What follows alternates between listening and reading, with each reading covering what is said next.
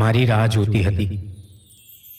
એણે ક્યારેય ચોકલેટ, ગુલાબ કે ગિફ્ટ નથી આપી. એણે જીવતા શીખવાડ્યું અને શ્વાસોમાં જીવન ભરીને ઉજવતા શીખવાડ્યું.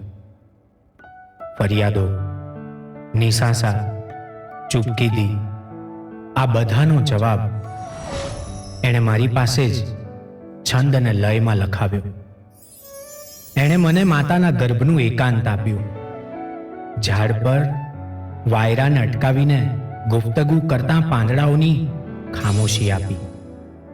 વ્યસ્તતા વચ્ચે અકળાયા વગર મને ભેટીને કોરા કાગળ પર બાજી પડી. એણે મારી આંખોમાં અક્ષરનું અજવાળું વાંજ્યું.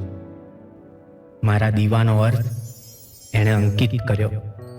દુનિયામાં રહીને મારામાં અનેક એકાંતોનો, બ્રહ્માંડોનો પરિચય કરાવ્યો.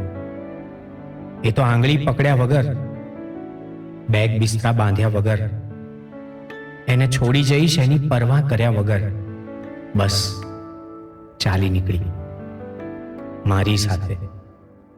ના મેં કશું પણ કહેવાનો પ્રયત્ન કર્યો, ના એણે બોલવાનું સાહસ કર્યું. અમે ભવોભવના બંધનમાં નથી બંધાયા. જન્મ મરણના ફેરાનો થાક ઉતારીએ છીએ ભાર વગરના સંબંધથી. Thank you Kavita.